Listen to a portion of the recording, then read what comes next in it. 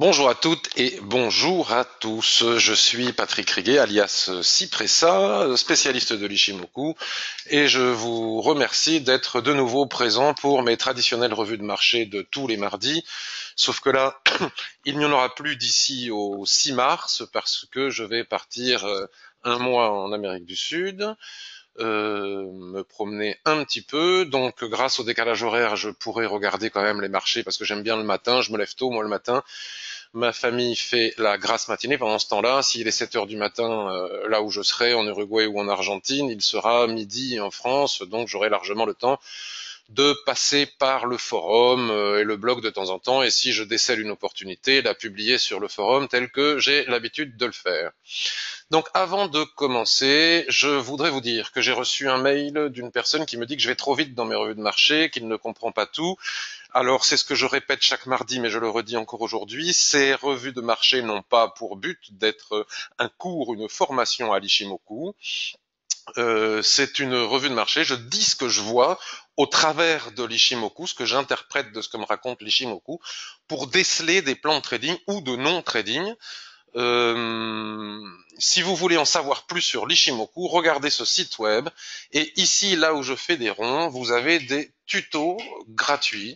Vous pouvez aussi cliquer sur blog, vous trouverez une mine d'analyse que j'écris depuis de nombreuses années maintenant sur ce blog. Et si vous allez sur le forum, vous pouvez voir tout ce qu'écrivent les copains, les tutos, les réponses aux questions. Il y a aussi beaucoup de quoi se former gratuitement. Et si, après tout, vous avez envie d'aller encore plus loin, comme d'autres personnes, vous pouvez cliquer sur l'onglet formation pour acheter des formations et lire ce que les gens ont pensé de ces formations en cliquant sur l'onglet témoignages. Il faut regarder aussi l'avertissement sur les risques, hein. J'ai l'obligation de le redire à chaque fois, à chaque fois, à chaque fois, même si c'est redondant. Donc je vous laisse lire cet avertissement sur les risques. On a pu avoir une petite idée des risques avec la journée d'hier sur les indices euh, européens et américains en particulier. Et donc nous allons maintenant revenir au graphique. Effectivement, si hier, admettons, on va prendre le Dow Jones, nous allons prendre le Dow Jones. Si hier des gens se sont amusés à essayer de racheter toute cette baisse, ici tiens là c'est le dernier trade d'eau que j'avais fait pour 250 000, mais on va y revenir.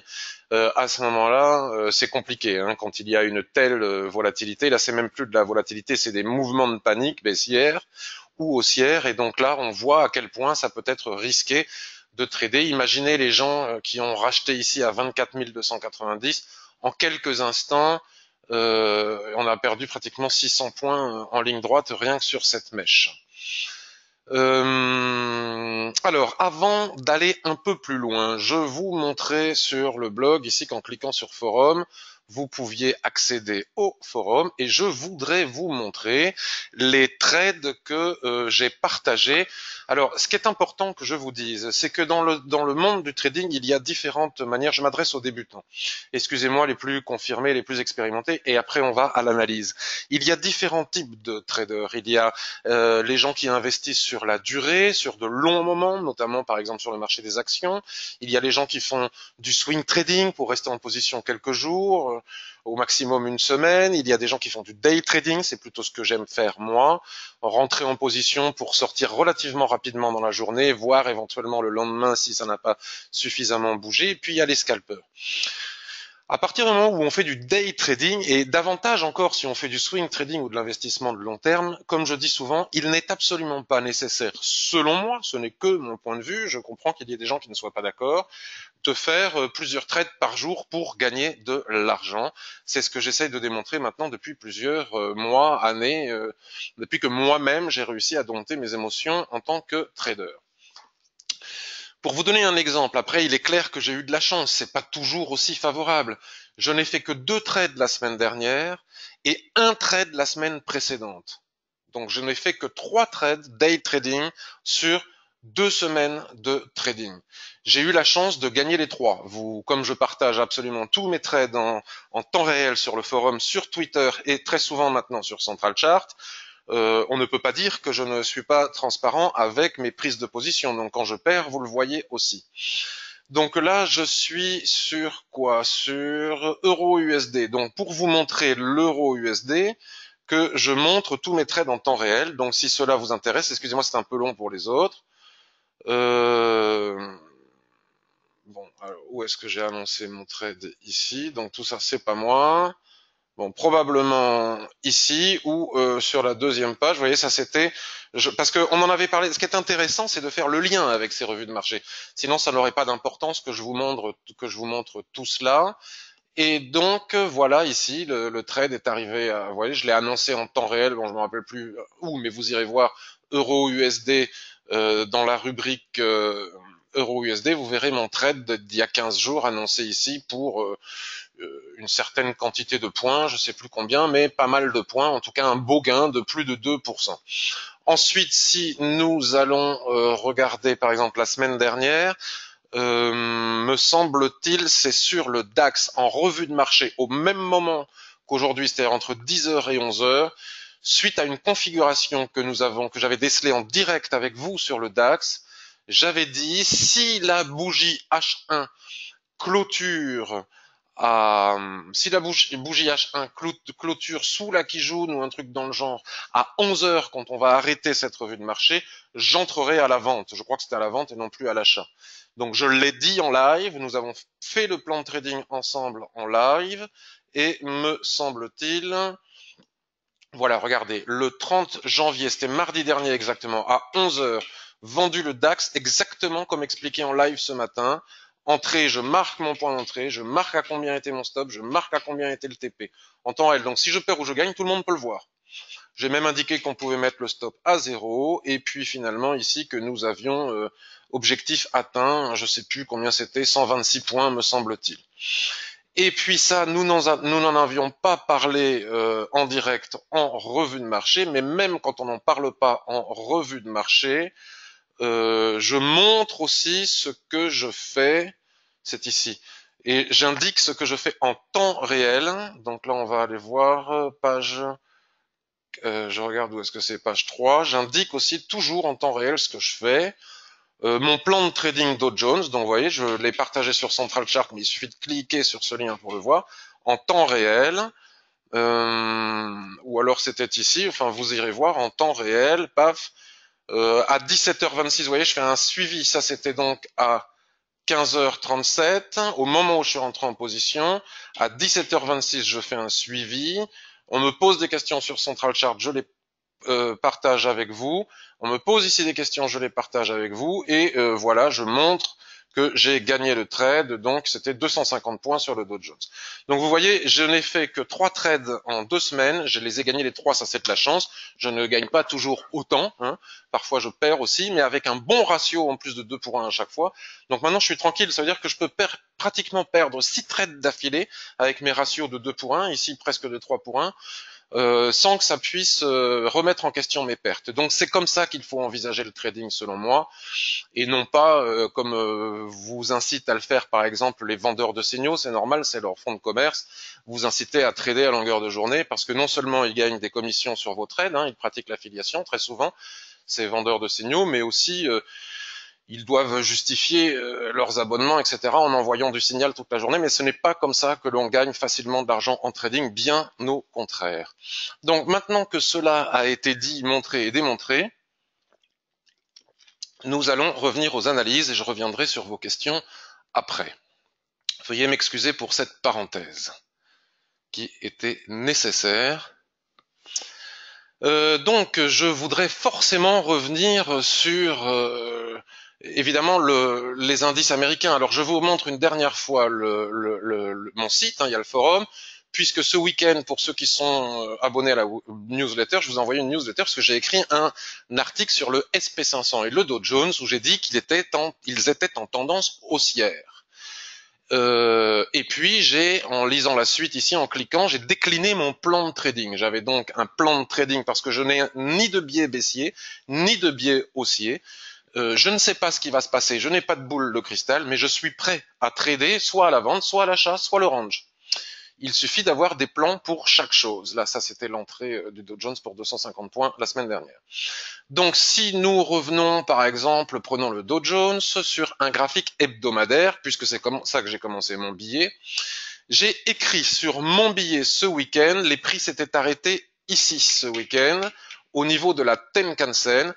Et tout de suite sur les réseaux sociaux, il faut savoir qu'il y a des personnes que l'on appelle des permabears, c'est-à-dire que je ne les critique pas, hein, je fais juste un constat factuel du fait qu'il existe ce type de trader euh, qui depuis toute la montée, là depuis plusieurs années, à chaque fois qu'ils considèrent qu'on arrive sur un point haut, ils tentent de vendre pour vendre l'éventuel crack, pour faire un coup.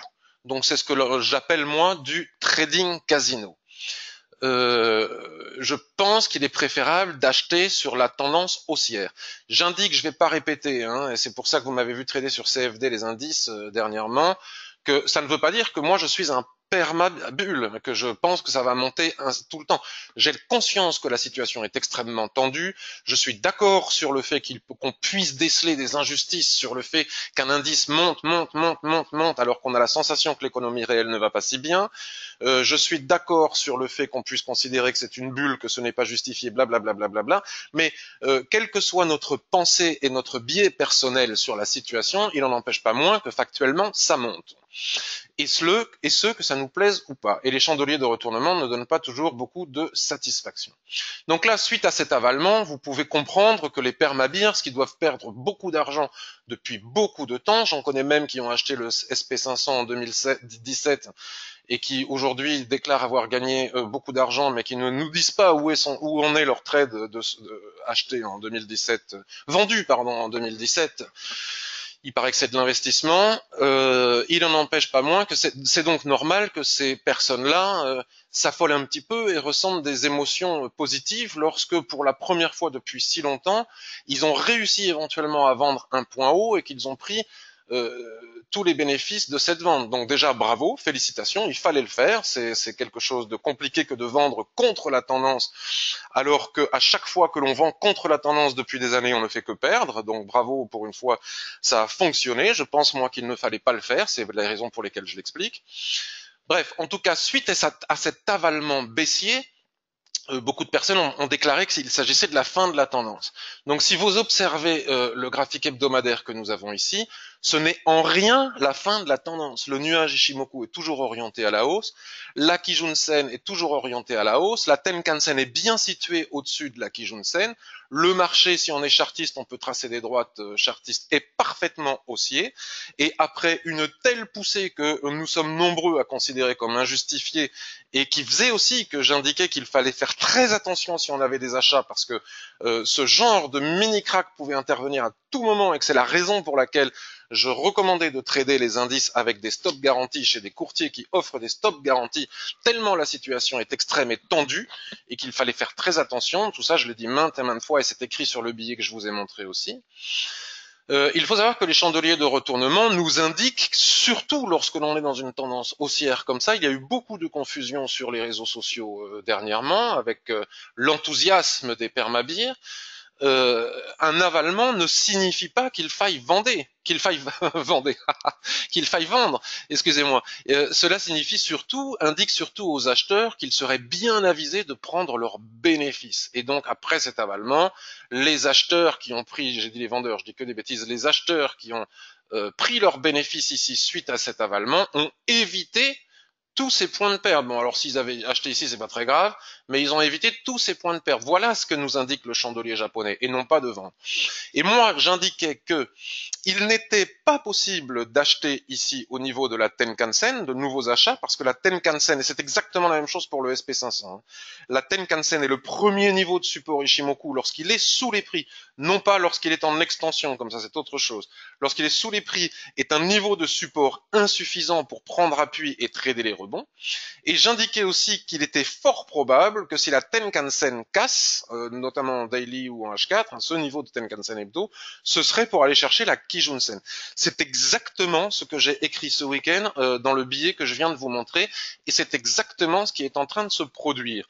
Donc cela nous indique deux choses: que la tendance est bien haussière, qu'il n'y a pas de quoi fouetter un ours, on va dire, et que la Kijun-sen, qui représente un niveau de 50% de retracement, est parfaitement en train de jouer son rôle. Donc je ne dis pas que les prix vont rebondir ici pour aller chercher de nouveaux plus hauts historiques, mais je dis que c'est tout à fait possible. Et c'est même d'ailleurs peut-être même davantage probable que d'une continuité de la baisse. C'est compliqué à savoir et c'est la raison pour laquelle je dis aussi que le meilleur plan de trading j'ai écrit ce week-end pour les jours à venir cette semaine. Je ne pensais pas que ça irait aussi vite hier lundi, mais ça personne ne le savait, même les vendeurs heureux. Euh, le meilleur plan de trading était pour le moment de rester en dehors.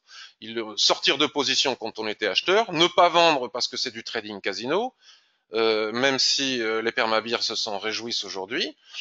Certains, je répète, sont en position à la vente depuis 2017, donc c'est pas ça qui va les remettre sur pied. Si on bascule sur le 4 heures, j'indiquais aussi que le marché entrerait probablement en range, donc il est fort probable, bon ça c'était la semaine dernière, on va l'effacer, il est fort probable selon moi que suite au mouvement violent que nous venons de vivre hier et en fin de semaine dernière, il y ait deux scénarios. Soit on assiste à un crack, après tout c'est pas impossible et ce serait tout à fait logique vu la bulle injustifiée de la hausse que nous avons depuis de nombreux mois, même si nous sommes malgré tout dans une tendance haussière, ça ne serait pas injustifié. C'est pourquoi je pense qu'il est préférable de rester en dehors. Soit nous allons avoir tôt ou tard, suite à ce mouvement de baisse, une consolidation, c'est-à-dire que les prix, le nuage ici va twister et nous aurons une possibilité de trading range. Et à mon avis, c'est le meilleur plan à suivre au niveau du trading des indices et c'est celui qui va répondre à l'énigme de savoir si oui ou non on est en train d'inverser la tendance ou au contraire si nous allons reprendre la tendance haussière, ce que je crois probable. Ce qui dure en tout cas depuis des années. Même si ce qui dure depuis des années peut s'arrêter un jour, bien évidemment. Donc nous allons avoir sur le H4 ou sur le daily un twist du nuage. Les prix vont rentrer probablement, sauf s'il y a un crack, je répète, vont rentrer en range. Grâce à ce twist du nuage, nous allons pouvoir délimiter les bornes de notre range en haut et en bas, et nous allons pouvoir trader le range, c'est ce que je vais préférer privilégier, et surtout, lorsque ce range va casser, s'il casse par le haut, ce sera avec forte probabilité que cela nous indique que la tendance haussière va reprendre. S'il casse par le bas, cela veut dire que les indices continueront à corriger et que nous irons probablement chercher de nouveaux plus bas qu'il faudra alors aller venir observer sur le graphique mensuel. Et même sur le graphique mensuel, si les prix venaient, vous voyez, déjà, il faut qu'il passe la Tenkan-sen suite à cet avalement qui n'est pas confirmé puisque nous ne sommes que le début du mois. Donc, on a tout le mois pour confirmer ce chandelier. Même si c'était le cas, nous avons un premier niveau de support ici, un deuxième niveau de support important ici. Et même si nous rejoignons les Kijun mensuels, la tendance restera haussière, quoi qu'en disent les commentateurs des réseaux sociaux. Donc c'est exactement la même chose pour le SP500 qui est le maître étalon de tous les indices mondiaux en dehors des discours de banque centrale, etc. Cela aussi, que ça plaise ou pas, c'est une récurrence qu'il suffit d'observer. Les indices mondiaux suivent le maître étalon, le SP500. Nous avons vu hier cette ligne de tendance que nous avons dessinée ici. On peut la baisser, là c'est parce que j'ai tracé, on peut relier les pointes et à ce moment-là on verra bien que les prix se sont arrêtés pile poil. Et surtout nous avons une magnifique mèche comme ça, un superbe ressaut en formation, nous ne sommes que mardi, sous la ligne de tendance avec une possible clôture au-dessus de la Kijun.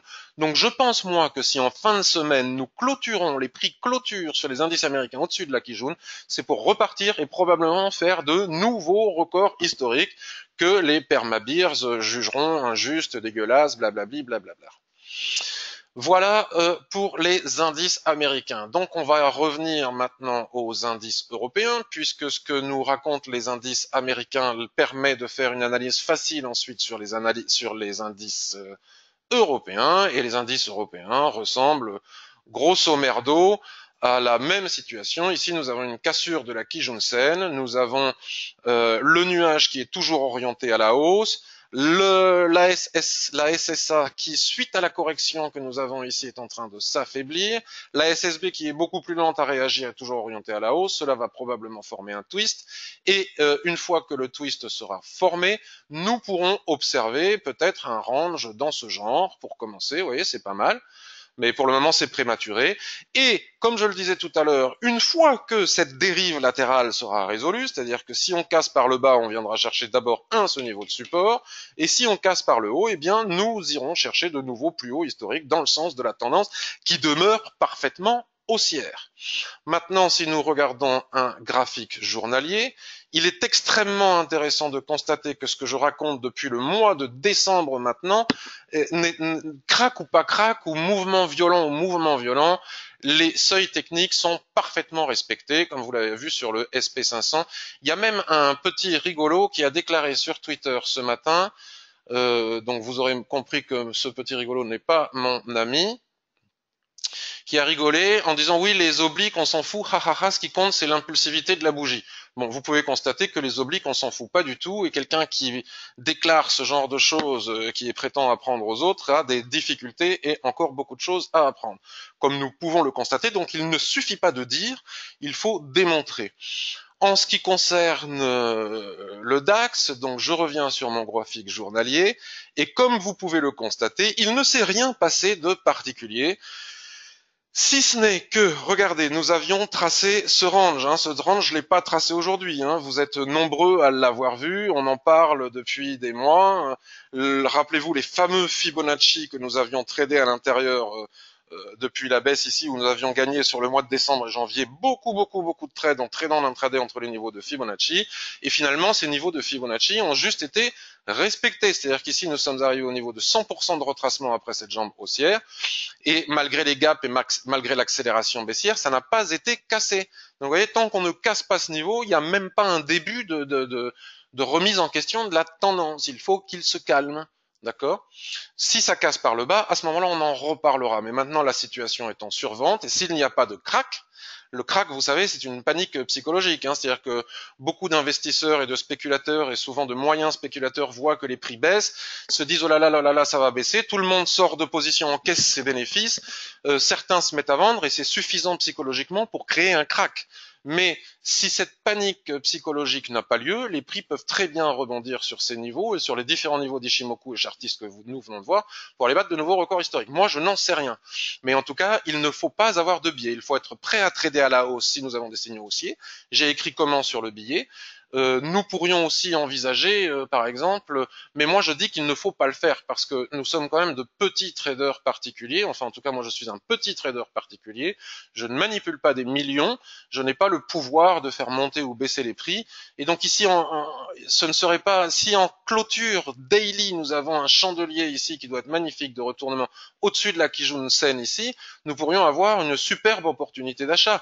Et si on utilise des stops garantis et on ne risque pas plus d'1% de notre capital, pourquoi pas mettre un stop même sous la mèche ici, avec un achat ici, et aller chercher de nouveaux plus hauts au-dessus du canal. C'est peut-être même ce que je vais faire. Je vous l'annonce, c'est peut-être même ce que je vais faire. Je vais observer ce qui se passe sur ce niveau de Kijun, et si je perds de toute manière, j'ai un stop garanti et je ne perdrai pas plus de 1% de mon capital, quelle que soit la taille du stop. Et si je gagne, par contre, je gagnerai 3%. Et vu que j'ai gagné 3 trades d'affilée à plus de 2% chacun dans la semaine, je peux me permettre d'avoir une perte spéculative dans ce genre, qui n'est pas si spéculative que cela, parce que vous pouvez constater que ça fait des lustres que la Kijun-sen réagit parfaitement bien sur les indices.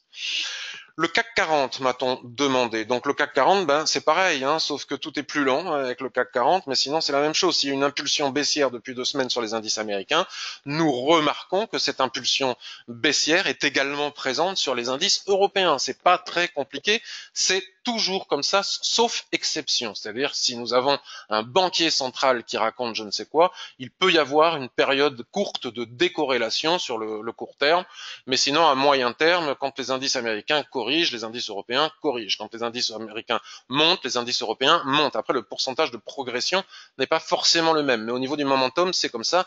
Il suffit de le constater. C'est pas je crois ou je crois pas, je regarde et je fais mon constat.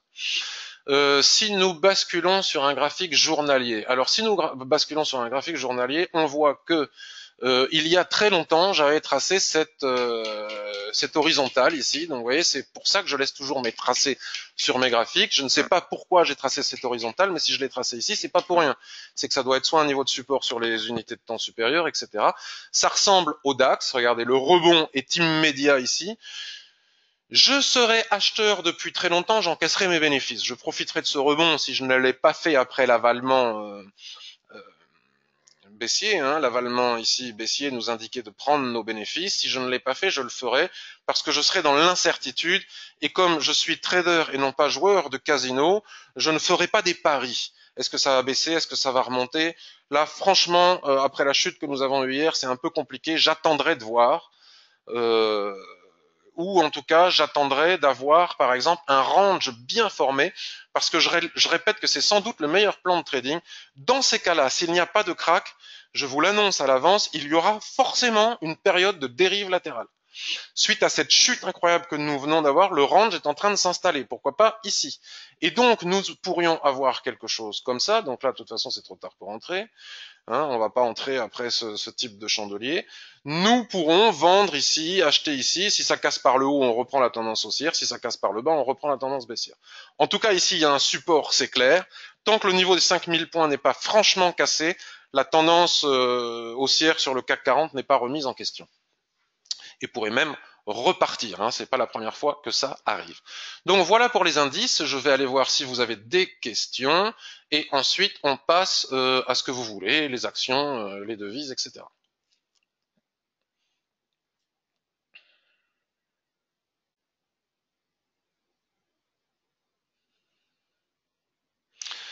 USD Yen, Régis, mais tu es parti entre-temps.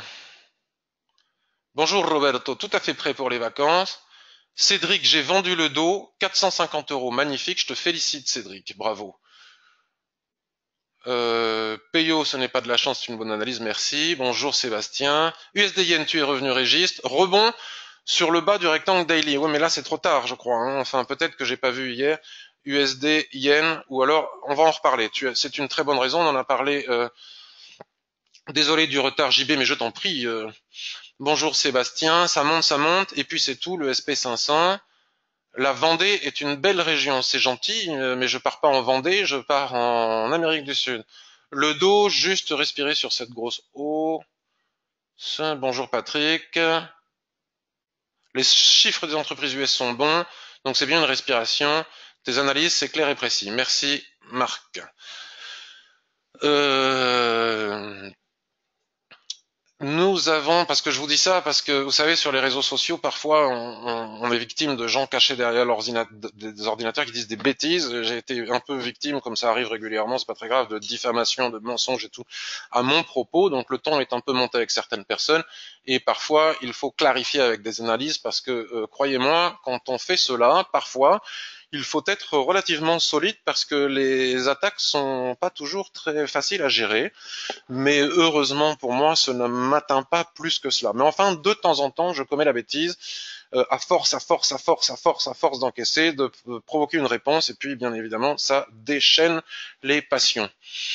Euh, pour ceux qui ne savent pas de quoi je parle, veuillez m'excuser, c'est juste des petites chamailleries de cours d'école sur Twitter, sur les réseaux sociaux. USD Yen. Alors, l'USD Yen, nous avons fait cette analyse mardi dernier. Et c'est là où j'ai exprimé un désaccord de point de vue. Alors, moi, je trouve que c'est génial de pouvoir faire des analyses qui ne correspondent pas forcément à celles des autres. Parce que le but du jeu n'étant pas d'avoir tort ou raison, sinon on s'en sort jamais. Le but du trading, c'est justement d'avoir. Y a des gens qui ont tort et des gens qui ont raison. Sinon, il n'y aurait pas de trading. C'est-à-dire qu'il y a des gagnants, il y a des perdants. Et heureusement, ça peut changer. Aujourd'hui, je peux être perdant et demain, je peux être gagnant contre la même, puisque c'est une question de contrepartie. Donc, c'est plutôt intéressant que d'avoir des échanges techniques sans chamaillerie. J'ai dit sur l'USD Yen la semaine dernière que nous avions deux niveaux de support et que c'était un peu embêtant. Nous avions un premier niveau de support ici qui correspondrait parfaitement à un beau rectangle ici puisque nous pouvons relier plusieurs points. Mais comme je le dis aussi dans ma formation Ishimoku, le marché c'est pas très futé. Ça voit des points bas et ça va chercher les points bas. Donc a priori sur cette ligne qui pourrait permettre un rebond, qui a d'ailleurs permis un rebond de 3 jours, puisque nous sommes sur le journalier. Selon moi, ce n'était pas suffisant pour acheter ici, hein, c'est ce que j'ai dit à des copains sur le forum, puisque le marché voit aussi ce niveau qui est là, et probablement il voudra aller le chercher. Donc en tout cas, je ne sais pas avec certitude ce qui va se passer, mais je peux établir des probabilités. Et j'établis la probabilité, le fait que la probabilité que le marché vienne chercher ce point bas ici me paraît plus forte que le fait qu'il y a un rebond ici pour repartir à l'équilibre et en haut du range. Donc je n'interviendrai pas sur l'USD-Yen tant que les prix ne viendront pas chercher ce niveau. Et sur ce niveau, si j'ai des chandeliers de retournement comme ceux que l'on voit apparaître ici, je pourrais envisager d'acheter pour aller chercher 1, la zone d'équilibre, 2, le haut du range, mais pas avant. Si j'étais à la vente, là, par contre, je prendrais mes bénéfices, puisque même si j'établis une probabilité plus forte que les prix viennent chercher ce niveau plutôt que de rebondir sur celui-ci, il n'en empêche pas moins qu'après toute cette chute, je prends mes bénéfices et je n'ai pas la cupidité de vouloir gagner quelques points de plus. Cela me suffit parfaitement. C'est la cupidité en trading nous joue souvent de mauvais tours.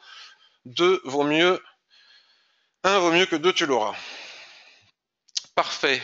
Ça c'est pour USD Yen et en intraday ici tout de suite et maintenant je vois pas grand chose à faire. Dernièrement nous avions fait que des analyses intraday, donc regardons maintenant un petit peu pour des analyses sur du plus long terme. Nous avons des configurations similaires sur beaucoup d'actifs et c'est plutôt ça qui est positif parce que même si nous n'avons pas d'opportunité de trading maintenant, sachez bien que surtout si vous regardez les réseaux sociaux, il y a des gens qui ont intérêt à vous faire croire qu'ils gagnent beaucoup d'argent, qu'ils n'ont pas raté le mouvement, qu'ils étaient dans le train, etc. Soit parce qu'ils vendent des signaux, soit parce qu'ils prennent des commissions sur vos trades avec l'affiliation, ce qui est souvent le cas des vendeurs de signaux en parallèle, soit parce que c'est des courtiers, donc là ils sont dans leur business, hein. Plus vous tradez, plus ils gagnent d'argent, puisqu'il s'agit de commissions sur nos trades. Donc, quand il y a des forts mouvements de volatilité comme celui auquel on a assisté hier, les gens ont peur, après tous les commentaires de gens qui expriment s'être gavés sur Twitter, ont peur de rater des mouvements, ça bouge, et je suis pas dedans. C'est justement le moment où il est conseillé de ne rien faire, puisque c'est trop volatile et trop incertain, et d'attendre des niveaux techniques clairs et précis pour agir. Donc ici, par exemple, sur AUD-Yen, il n'y a rien à faire. Le niveau, il fallait vendre en haut, le niveau ici d'équilibre, comme je l'explique dans l'information du range, a été cassé. La probabilité pour que les prix viennent chercher le bas du range est ici. Ici, au milieu de nulle part, il n'y a rien à faire. Mais nous pouvons avoir la sagesse et la patience d'attendre ce niveau.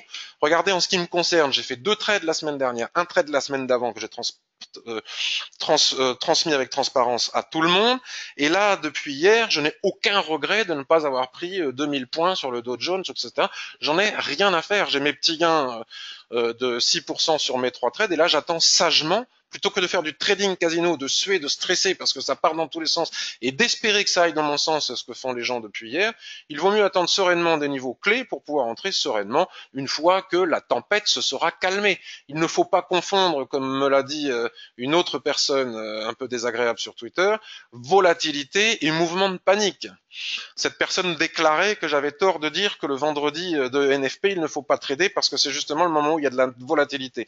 La volatilité du NFP n'est pas de la volatilité, c'est des mouvements irrationnels, etc. Ça n'a strictement rien à voir. On m'a demandé AUD, USD, ou Euro AUD plutôt, je crois que m'a demandé Landry. Euro AUD. Alors là, les choses ont bougé depuis ce grand rectangle. Ça doit être un rectangle qui a été tracé sur le graphique hebdomadaire. Et je vois très bien de quoi me parle Landry. Il me parle de ceci. Même on peut le descendre plus bas le range, mais pour le moment de toute façon ça n'a que peu d'importance. Voilà, là c'est mieux tracé, la zone d'équilibre au milieu, phase tendancielle, twist du nuage, consolidation, nouveau plus haut après les plus bas qui ont été ici, donc la SSA et la SSB remontent un peu, mais le niveau d'équilibre reste le même. Donc la question est de savoir si il faut vendre cet éventuel range ou pas.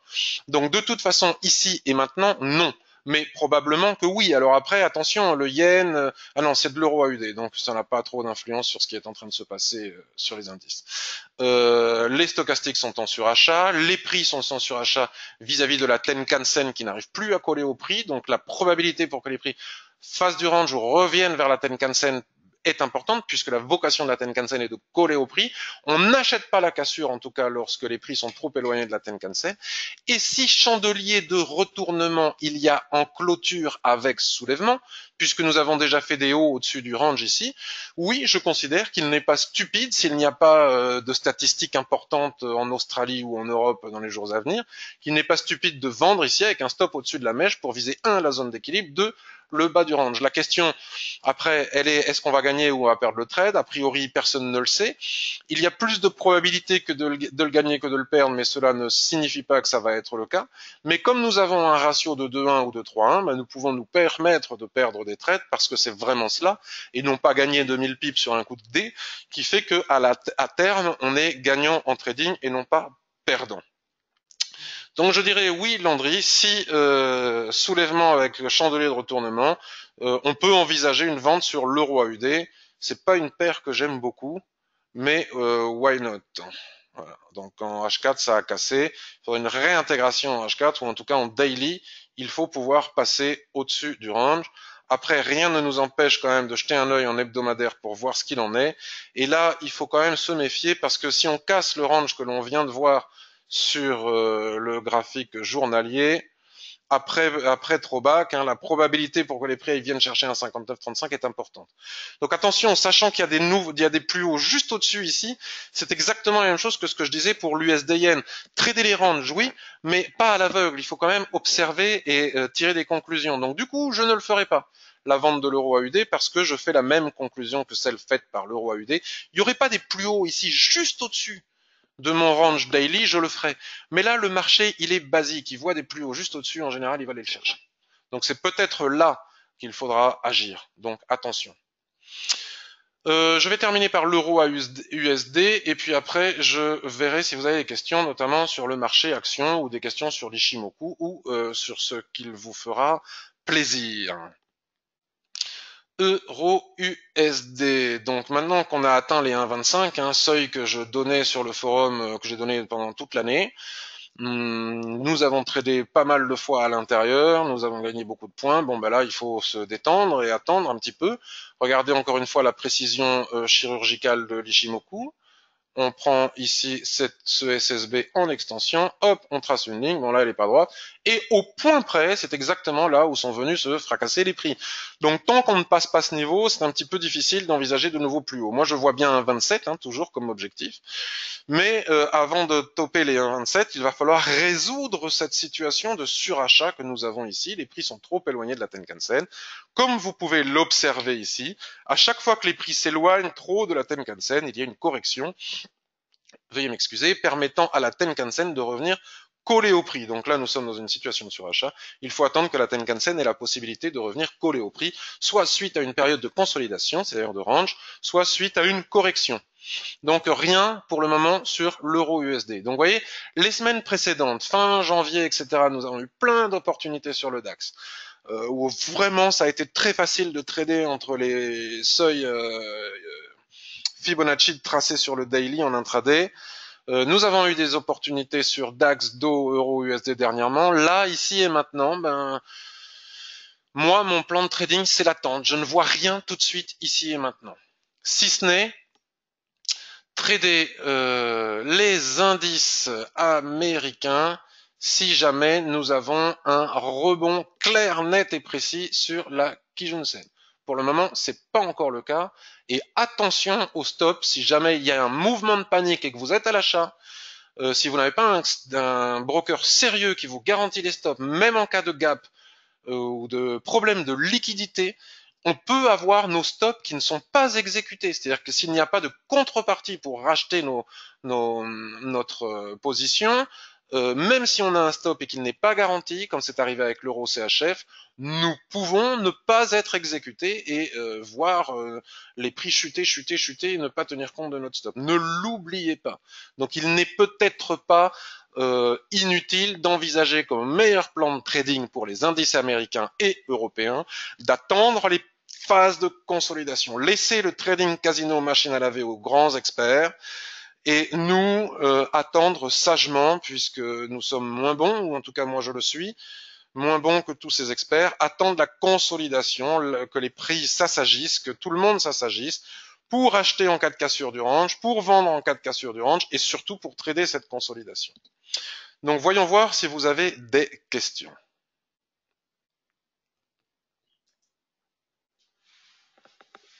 AUD USD avec plaisir.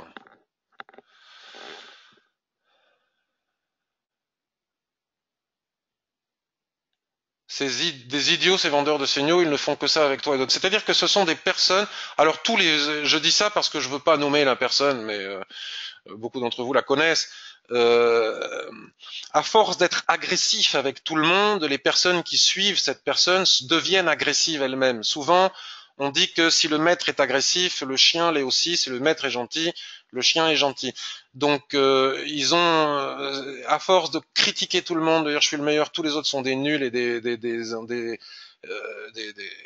ineptes au trading, etc. Ils se sont créés une communauté de personnes qui sont aussi agressifs que lui et ils attaquent tout le monde et de temps en temps, ils peuvent aller très loin, croyez-moi.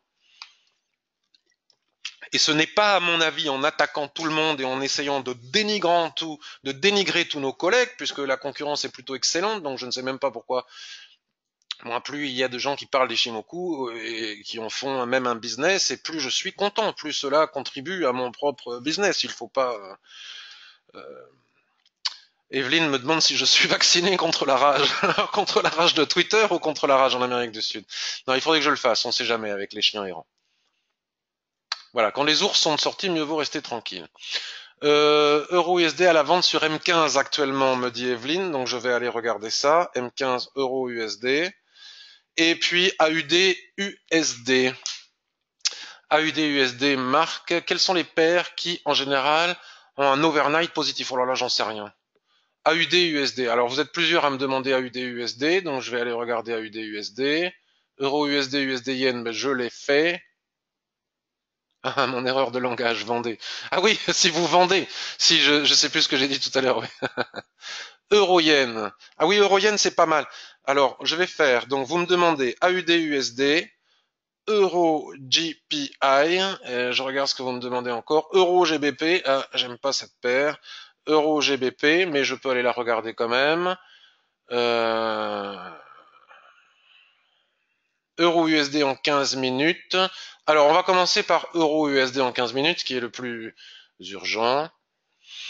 Euro USD en 15 minutos. Moi, j'insiste sur le fait que je vais être extrêmement observateur, même si je suis à l'étranger, de la consolidation sur les indices américains, parce que je pense qu'il y a des super opportunités à venir. À chaque fois que nous avons de la volatilité et des mouvements violents, après tout consolide, et nous avons souvent pendant une semaine, 2 semaines, des possibilités de trading range ultra faciles, telles que je vous l'apprends dans la formation Ishimoku en détail et en vidéo, sur plein d'actifs. Et donc, il est vraiment important de rester en dehors des mouvements violents actuels et d'attendre sagement pour attaquer la proie quand elle sera fatiguée. Parce qu'à force d'avoir couru comme ça, et tout le monde lui court après dans tous les sens, donc elle court, elle monte, elle descend, une fois qu'elle va se fatiguer, nous, bien planqués derrière notre fougère, nous allons pouvoir agir, reposer sans fatigue et avec pertinence et précision. Voilà pour la petite métaphore du jour. Alors, Euro USD en 15 minutes, signal de vente absolument magnifique, très joli Evelyne. Euro USD, pim, vous voyez, le trading range avec Ishimoku, c'est facile, parce que même si nous n'avions pas le plus haut ici, le simple fait d'avoir la SSB ici, d'ailleurs alignée au plaqué jaune qui est ici, même sans plusieurs points de contact, ce qu'attendent les chartistes pour délimiter leur range, nous pouvons entrer. Donc regardez comme sur la borne basse, cet avalement a permis après le ressaut d'entrer, d'aller chercher le haut. Et ici, peut-être qu'Evelyne, tu as vendu cette étoile filante au-dessus du range. Ici, nous sommes sur la zone d'équilibre, donc c'est le premier point d'importance. Soit la zone d'équilibre cède et on ira probablement après correction, il va y avoir une tendance dans le range, chercher le bas du range. Soit nous avons un chandelier de retournement sur ce niveau et il faut encaisser tes bénéfices parce que la probabilité de revenir ici, voire faire une rotation partielle pour casser par le haut, est importante. Donc magnifique, un trade facile, aisé, tel qu'on aime les faire et tel qu'on pourra le faire sur des unités de temps plus grandes prochainement sur les indices américains et d'autres actifs qui ont bougé dernièrement. Vous voyez, c'est pas compliqué.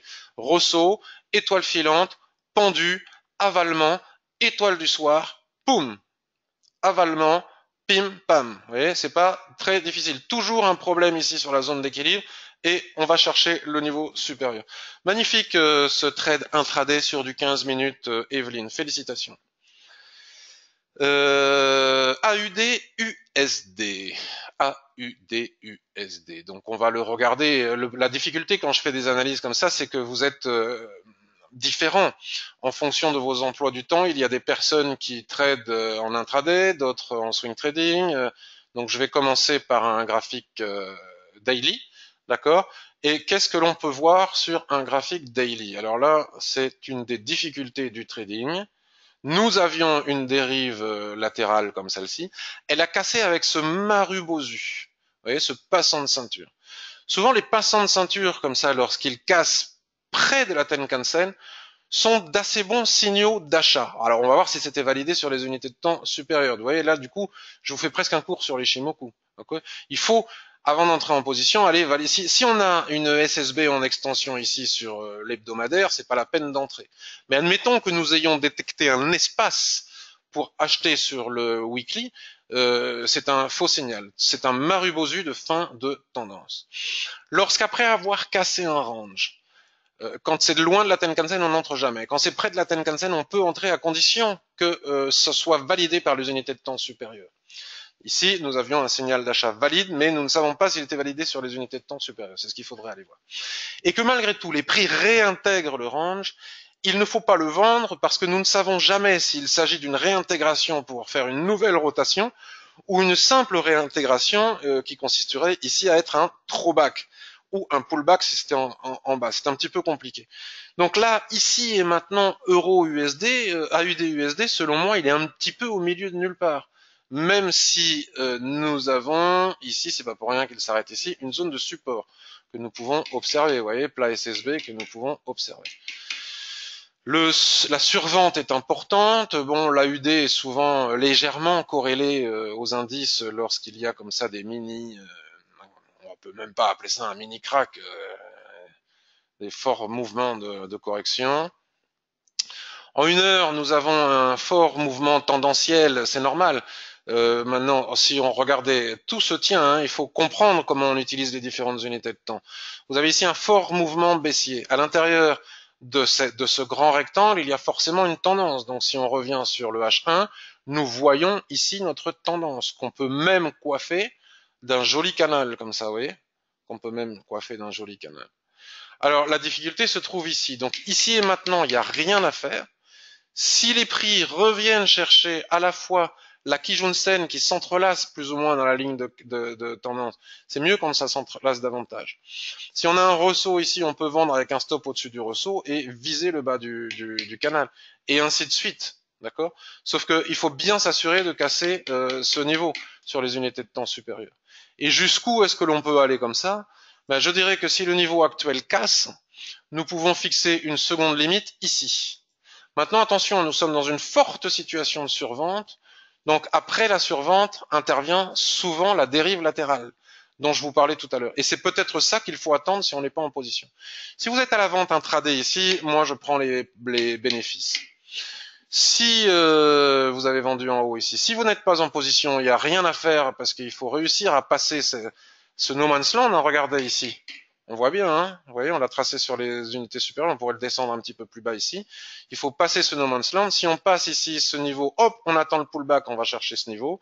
Et si ça ne passe pas, il faut attendre une dérive latérale parce qu'après un tel mouvement baissier, tout va se mettre à plat et on va pouvoir trader le range. Donc voilà pour le plan de trading AUD-USD. Euro GBP, alors ça c'est vraiment un truc que j'aime pas. Euro GBP en hebdomadaire. Alors voilà pourquoi j'aime pas, c'est dans une tendance molle, hein, c'est deux paires qui sont quand même très corrélées. Donc c'est dans une tendance molle, le nuage est extrêmement fin, la volatilité est très faible, comme souvent avec l'euro GBP.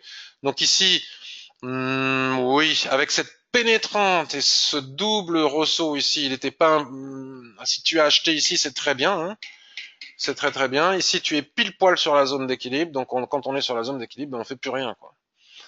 on ne fait plus rien sur la zone d'équilibre. Hop là, zone d'équilibre, ici.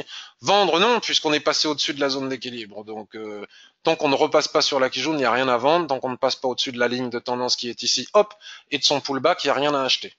Si tu as acheté en bas, si jamais les prix reviennent, cassent sous la zone d'équilibre, j'encaisserai mes bénéfices. Tant qu'ils ne reviennent pas dessous et qu'ils menacent de casser l'oblique, je garderai la position. Donc je remonterai mon stop à ce niveau, par exemple. Voilà pour l'euro GBP. Et euro-yen, c'est vrai qu'euro-yen, j'ai vu hier, qu'est-ce que j'ai vu? J'ai dit qu'il y avait un probable signal de vente, je ne sais plus où. Alors attendez. Oui, euro-yen, voilà ce que j'ai dit, c'est ça. Mais ça, je l'ai dit. J'ai le chat qui revient. Pardon, je l'ai dit la semaine dernière. La semaine dernière, j'ai dit voilà, consolidation latérale. Nous avons ici un triangle. La probabilité pour que les prix viennent chercher le haut du triangle ici est très importante parce que je ne vois pas pourquoi le marché ne serait pas capable de faire ce que j'ai fait, c'est-à-dire relier ce point à ce point. Et si on trace une droite en extension de ces deux points, on voit bien qu'il y a un troisième point à relier ici. Donc pourquoi est-ce que le marché n'irait pas chercher ce point avant de retracer? Peut-être parce que il y a des mouvements violents en ce moment, mais donc c'est pas flagrant, mais cette probabilité, à mon avis, demeure. Tant qu'on ne casse pas, j'ai presque des difficultés. Je suis désolé de.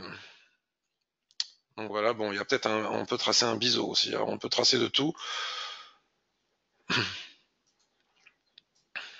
Voilà. Donc bon, les prix s'incrustent dans un biseau au-dessus de la tendance. Là, tant que le nuage est orienté comme ça, la tendance demeure haussière. Là ici, tout de suite, pour moi, il n'y a rien à faire tant qu'on n'est pas venu chercher la ligne de tendance du triangle que l'on a vu sur les unités de temps supérieures. Après, peut-être posez-vous des questions sur des unités de temps beaucoup plus courtes. Donc si on va voir le H1 ici et maintenant, c'est jaune pétard. Le jaune sur le jaune. Alors, vous voyez, c'est des triangles. J'ai dessiné des rectangles dans des rectangles de rectangles.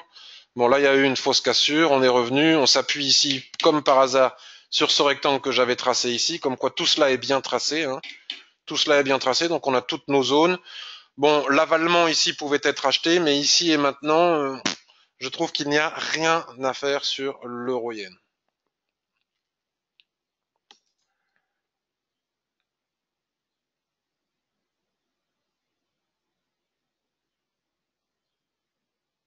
Marc, tu es un homme très sage. Ben écoute, c'est gentil, merci beaucoup.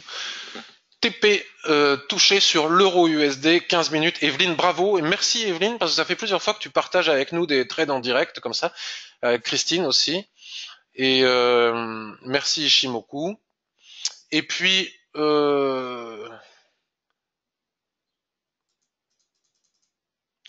nous allons voir un dernier actif qui m'est demandé, ou enfin que propose de regarder pour la remontada, le CAD, le CAD, le dollar canadien face au GPI.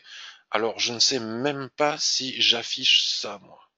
CAD GPI, je crois que j'ai même pas dans ma liste. Alors, CAD GPI.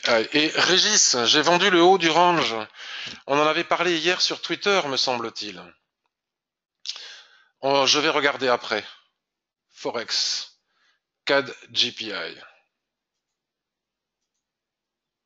Je pense à la vaccination contre la rage, ça m'a bien fait rire. C'est pas pour la rage dans mes voyages qu'il faut que je me vaccine, c'est pour la rage des réseaux sociaux. Alors 4 GPI, c'est magnifique. Hein. Bravo Evelyne, tu fais des détections magnifiques. C'est superbe 4 GPI. Alors Evelyne va se moquer de moi parce que je dis souvent que je n'aide pas tradé le CAD et puis ça m'est arrivé dernièrement de le trader un petit peu. J'aime pas trader le dollar canadien parce qu'il est trop corrélé au pétrole et le pétrole étant si volatile, surtout en période géopolitique complexe que, mais effectivement en journalier, si ce doji venait à se confirmer, nous avons un superbe signal d'achat. C'est clair, net et précis. Avec un stop sous la mèche basse qui est ici, donc je vais me le noter parce que merci Evelyne, ça va faire partie des choses que je vais surveiller. Après tout, pourquoi pas. Avec le ratio, de toute façon, on s'en fiche de perdre ou de gagner. On préfère gagner, mais ça n'a pas d'importance, ça ne nous atteint pas lorsque l'on perd. On met un stop sous la mèche basse, Quelle que soit la taille en pips, on s'en fout, on adapte le levier de façon à ne jamais perdre le pourcentage maximal de perte que l'on s'autorise, dans mon cas 1%, puisque je trade très peu, je ne trade pas tous les jours. 1, zone d'équilibre, 2, le haut du range. Magnifique configuration en tout cas. On voit bien que ça fonctionne, hein. Regardez, même type ici, même type ici. Alors ça ne marche pas toujours, hein, ça finit par casser. On peut quand même vérifier ce qui se passe sur le graphique hebdomadaire. Merci Evelyne. Hein. Et sur le graphique hebdomadaire, mais enfin, voilà. Donc on a un support chartiste ici aussi. Il y a eu une forte poussée, donc une correction. Moi je le sens bien ce plan, Evelyne. Merci. Donc grâce à Evelyne, nous avons ici un plan de trading que je vais exécuter en fonction de la clôture daily ce soir, voire dans la journée, le H4, après avoir regardé, je n'interviendrai pas avant en H4, tant que je n'ai pas regardé le calendrier économique, bien évidemment, les statistiques, etc. etc. Et GBP USD Régis, nous en avons parlé sur Twitter, si je ne dis pas de bêtises. Et c'est toi, me semble-t-il, Régis, qui, comme Evelyne, oula, c'est excellent, comme Evelyne m'a fait remarquer que nous étions vendredi 2 février, c'est ça? Sur le haut ou le bas du range? Je ne sais plus, Régis. Est-ce que tu peux préciser hier? Je ne sais pas pourquoi je demande ça, il suffit de regarder. Lundi 5 février. Tu es quoi, Régis? Tu es à la vente ou à l'achat? Régis.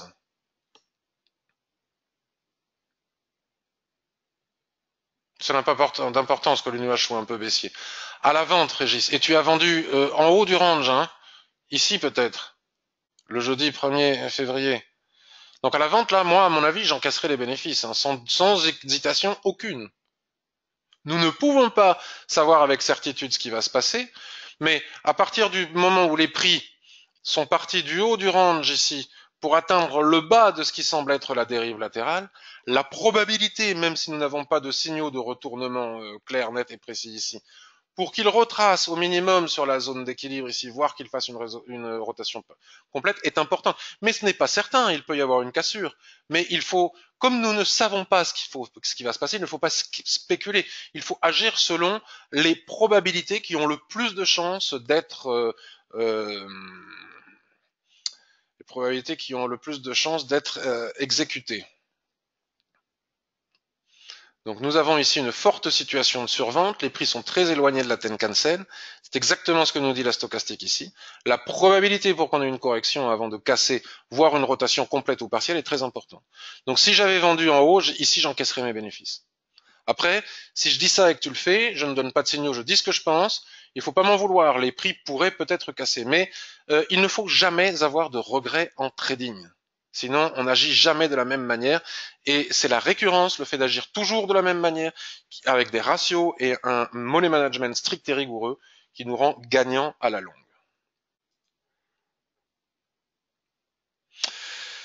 Mesdames et messieurs, je vous remercie de votre présence nombreuse. MGI Coutier, me demande Stéphane. Alors, je vais le faire sur le forum, Stéphane. Là, je ne vais pas continuer en live. MGI Coutier. Je vais publier cette revue de marché sur YouTube. Si je la republie sur les réseaux sociaux, ben, ayez la gentillesse de retweeter, de partager, de diffuser, de faire connaître. C'est très gentil à vous si vous aimez l'Ichimoku. Evelyne, CAD, le CAD, le plus important cette semaine, c'est vendredi à 14h30. Merci pour vos souhaits de bonnes vacances. Je pars vendredi. Je vous souhaite à vous aussi de bonnes vacances de février si vous en prenez. Et je vous dis à très bientôt. Merci pour votre gentillesse et votre assiduité. Bye bye.